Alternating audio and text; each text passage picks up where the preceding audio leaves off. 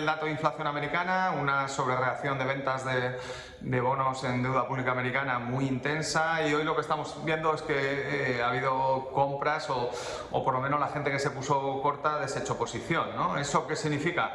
Pues que de momento el miedo a la inflación de los inversores y de los bonistas es muy bajo, o lo que tienen es muchas ganas de comprar y que hay más ganas de comprar que de vender, ¿no? El dato fue malo, lo comentamos ayer, un 0,7 de inflación de servicios. Entonces, bueno, que después de la sobrereacción de ayer haya un cierre de posiciones cortas y una posición compradora hoy y baje la rentabilidad de 6 puntos básicos, pues es normal. Vamos a ir viendo. Yo no creo que haya mucho temor a la inflación. El tema ahora es que el mercado está esperando que bajen los tipos, la Reserva Federal, y lo que se está viendo con estos datos, tanto de desempleo como de inflación, como comentamos ayer, pues que se va a retrasar, ¿no? Y eso está generando volatilidad en el mercado de bonos, y eso va a seguir. No es bueno para las bolsas, pero bueno, las bolsas parece que no les preocupa mucho. Están viendo bajadas de tipos del Banco Central y no les preocupa mucho cuando sea. Para los bonistas sí es importante, para los accionistas y las acciones no. Otro dato que está teniendo mucha influencia en el mercado y que lo hemos comentado aquí también bastante es el tema de la producción industrial alemana. Alemania tiene una crisis industrial. Había basado toda su estrategia de competitividad en la industria mecánica, principalmente del automóvil y de maquinaria de bienes de equipo, donde Alemania ha sido líder mundial en producción de coches y de bienes de equipo. Y ahora, bueno, en bienes de equipo sigue, pero en coches hay una revolución en China, y estamos viendo China tiene mejor tecnología y está vendiendo coches a precios mucho más baratos. De hecho, hay una marca china de coche eléctrico que ha sacado un coche que va a comercializar en Europa a 16.000 euros. Hombre, 16.000 euros, para lo que estamos acostumbrados a los precios de los coches eléctricos de las firmas europeas, es muy competitivo, pero el problema no es que el precio sea bajo. El problema es que, además de que el precio es bajo, la tecnología de la batería, la autonomía de la batería y el tiempo de carga rápida de la batería es mucho mejor que los coches europeos. Entonces están vendiendo coches con mejor tecnología a precio más barato. Les falta todavía un tema del acabado, del diseño, bueno, el interior del coche, que para los europeos es importante, pero claro, cuando el precio es tan bajo, eso va a ser muy competitivo. Entonces China ha pasado de ser comprador neto de coches europeos a ser exportador neto a Europa de coches, y en vertical. O sea, la subida de ventas de coches de China está subiendo muy fuerte, y evidentemente que es un problema, ¿no? Alemania tiene otro problema adicional, que es el tema energético. Dependía mucho del gas y del gas ruso y de Putin a un precio pues prácticamente muy bajo, subvencionado, por debajo próximo a 10 euros el megavatio hora para el gas, que eso pues en electricidad con los derechos de emisión podía estar en torno a 40, 50 euros el megavatio de electricidad. Bueno, ahora sin el gas de Putin y con el gas más caro, pues Alemania tiene que ir al mercado. No tiene fotovoltaica porque hay muy pocas horas de sol en Alemania, aunque han puesto mucho autoconsumo, pero no es un sitio donde la fotovoltaica sea rentable por producción, y tiene mucha eólica, especialmente eólica marina, pero es más cara que la fotovoltaica y la eólica terrestre en España, por ejemplo, ¿no? Nosotros estamos en 40 euros megavatio de coste para empresas, de cierre de coste de energía y de electricidad renovable, y en Alemania, bueno, en Francia están en torno a 60, y en Alemania pues pueden estar cerrando contratos en torno a 70 o 80 euros, ¿no? Entonces, claro, ir a competir industrialmente con países como España, que tiene un coste energético casi la mitad, un 50% más barato que el tuyo,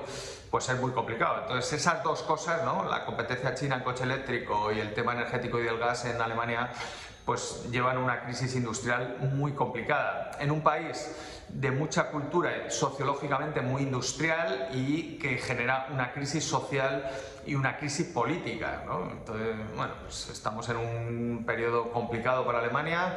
Yo creo que a nosotros nos interesa que a Alemania le vaya bien, es uno de nuestros principales clientes de exportación, pero no está en nuestra mano que le vaya bien. Entonces, bueno, ¿no? Yo tengo que contároslo y decir que mientras Alemania esté tocada, pues Europa está tocada, y a España, que exporta principalmente a Europa, pues no le va bien, no es una buena noticia. Y luego voy a comentar una noticia poco habitual, pero ¿no? Ha habido un un asesinato, ¿no? Ha habido un vídeo muy desagradable, muy violento en redes sociales el fin de semana pasado, muy viral, sobre 2 guardias civiles asesinados por narcotraficantes en Barbate. ¿No? Hay una tormenta muy fuerte, las narcolanchas están en alta mar, tienen que venir a protegerse al puerto, la Guardia Civil sale y en uno de los procesos de intentar frenar la entrada de narcolanchas, pues ¿no?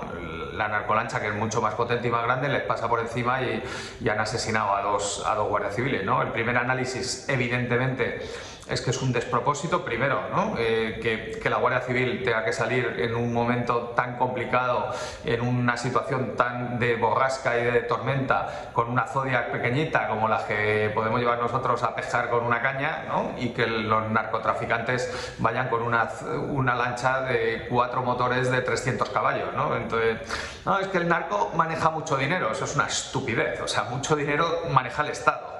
O sea, el Estado español tiene 600.000 millones de euros de presupuesto, entonces ningún narcotraficante puede competir con un Estado, ¿vale? Entonces no hay excusas. Yo creo que el Ministerio del Interior tiene que explicar qué ha pasado ahí, por qué no tiene los recursos que necesitan, por qué no se está dotando de un plan de seguridad para que esa zona esté vigilada, y evidentemente que es un problemón, ¿no?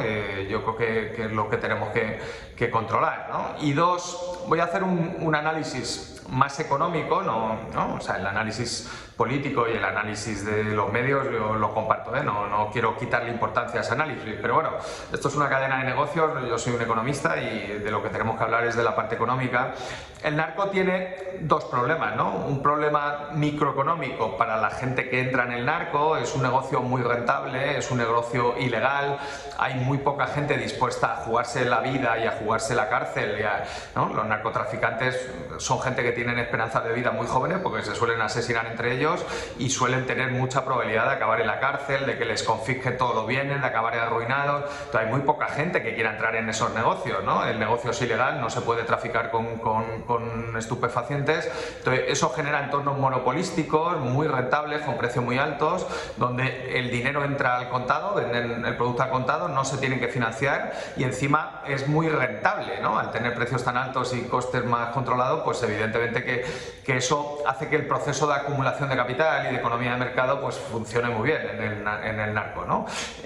2, los chavales jóvenes en este entorno, ¿no? Pues la provincia de Cádiz es una provincia con mucha tasa de paro, el 20%, una tasa de empleo muy baja, el 40%, por ejemplo, 10 puntos menos de tasa de empleo que Almería y la mitad que Alemania o que Suecia, ¿no? Hablamos de que Alemania tiene problemas tiene Cádiz, ¿no? Que tiene una tasa de empleo del 40%. Dentro de ese 40% de tasa de empleo, mucho desempleo es precario, ¿no? Son sectores primarios, la pesca principalmente, muy precaria, la agricultura, la ganadería, el turismo, también tiene mucha economía sumergida. Entonces, en esos entornos de marginalidad y de informalidad, de economías informales, es más fácil montar una estructura de narco, ¿no? Evidentemente que pasó en Galicia y está pasando también en la costa andaluza, ¿no? Entonces, hay 2 análisis, ¿no? Uno, ¿no? Y por mandar un mensaje de tranquilidad, a los narcos van a perder, o sea, la democracia les va a poder, los narcos van a acabar en la cárcel, todos, no solo los de la lancha, ¿no? Metimos en la cárcel a todos los narcos de los gallegos, van a entrar todos los narcos a la cárcel de Cádiz, todos, y el Estado va a ganar, ¿no? Ganamos a ETA también, eso a mí no me cabe duda, ¿no? Ojalá que hubiera sido antes, que hubieran tenido los recursos los guardias civiles y que no hubiera pasado este accidente tan desastroso, pero esto va a reaccionar y vamos a meterles en la cárcel. Entonces, uno, todos los gaditanos, principalmente la gente que vive en esas localidades que están afectadas por el narco, intenten que sus hijos no entren en el narco, ¿no? Por ejemplo, hoy Sito Miñancos o los charlines de la Ría de Arosa, si supieran lo que les ha pasado hoy, el desastre de su vida, el repudio de toda la sociedad, estar en la cárcel decenas de años, que les confisques todos los bienes, que no puedan ni ir a comer a un restaurante porque les insultan, si hoy supieran todo eso y volvieran a empezar como empezaron con el narcotráfico, ¿serían narcotraficantes? No. Lo que le pasa a los jóvenes de esas zonas es que piensan que nunca les va a pasar nada, que hay impunidad, pero al final el Estado os va a meter en la cárcel, os va a arruinar la vida, ¿vale? Entonces, uno, hay que decir estas cosas. Y dos, ¿no? La provincia de Cádiz y en general Andalucía han estado maltratados en términos de infraestructuras desde hace, no sé, 100 años, ¿no? Algeciras es el segundo puerto más importante de Europa en tráfico de contenedores, después de Rotterdam. Está en la gran autopista del mar. Todos los barcos que vienen del canal de Panamá hasta el canal de Suez, o al revés, por donde pasa el 80% del comercio mundial, pasan por delante de Algeciras y paran en Algeciras a cambiar el contenedor y a que se lo lleve otro barco. Eso es un negocio portuario de muy poco valor añadido y de muy poca generación de empleo, y lo que hay que hacer es un plan industrial para el puerto de Algeciras, para toda la provincia de Cádiz, para la provincia de Huelva y para las zonas afectadas por el narcotraficante. ¿Cómo se hace ello? Pues ya tienen conectividad global por el mar, hay que hacerles conectividad por ferrocarril. Algeciras está conectado por una línea de una sola vía sin catenaria, entonces hay que hacer 2 vías y ponerle catenaria, ¿no? Voy a mandar este mensajito a la gente de Adif. Presidente de Adif, le llama el planeta Tierra, no contesta. Hagan de una vez la conexión de ferrocarril con Bobadilla y Algeciras. Presidente de Adif, conteste, planeta Tierra llamándole, ¿vale?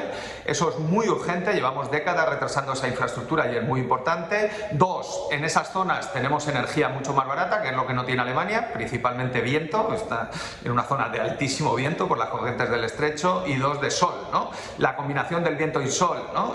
Puede llevar a que sea uno de los grandes centros de hidrógeno. De hecho, Cepsa ya tiene un proyecto en el campo de Gibraltar muy importante, otro en el puerto de Huelva, y eso va a ser un desarrollo industrial. Y sobre esa energía, ¿no? de la fotovoltaica, de la eólica y del hidrógeno, hay que montar un desarrollo industrial para atraer empresas seguramente alemanas que quieran estar cerca de un buen puerto como Algeciras, con una energía barata. Y Algeciras, el puerto, es digamos un paraíso fiscal, es una zona franca y tiene un nivel impositivo y unas exenciones fiscales muy fuertes, ¿no? Por lo tanto, todo es atractivo en la zona. Eso desarrollará el empleo, pero bueno, no solo hay que potenciar Algeciras, hay que potenciar Barbate, que ha sido donde ha sido el accidente, hay que potenciar Sanlúcar de Barrameda, donde también hay un nivel de precariedad y de desigualdad y de trabajos precarios muy bajo. O sea, toda la provincia. Si les cerramos Cádiz, se van a ir a Huelva. Por lo tanto, hay que hacer un plan integral de desarrollo en zonas del narco, ¿no? Poner mucha más policía, con mucho más medios. Hay que mandarles a la agencia tributaria, porque en casas donde no hay ingresos y donde incluso algunos cobran el ingreso mínimo vital, tienen coches de alta gama y lanchas de alta gama. Pues tiene que venir un inspector de la agencia tributaria y, como Al Capone, meterlos en la cárcel a todos. O sea, no a los que llevan la lancha, a los capos que pagan a los de la lancha. Al Capone de Cádiz es al que hay que ir a por él, ¿no? Y meterle en la cárcel. Entonces, planeta Tierra llamando a la agencia tributaria. O sea, bajen a Cádiz e identifiquen al Al Capone, que le diga a la Guardia Civil, y métanlo en el trullo ya por delito fiscal, urgentemente. Los notarios de la zona tienen que pedir las actas de titularidad real para querer saber quién son los dueños de las sociedades que están comprando las narcolanchas y que están blanqueando el dinero del narco. O sea, el Estado tiene todas las herramientas para acabar con esto, ¿no? Y es implacable. Podemos ser lentos, podemos ser burocráticos, la justicia puede ser lenta, pero acabaremos con el narco, ¿no? Hagamos un plan industrial, explicamos a nuestros jóvenes de esa zona que no entren en el narco porque arruinarán su vida, y hagamos un desarrollo para que esos jóvenes tengan un trabajo digno y un ciclo vital que les saque del narco. Mañana seguimos.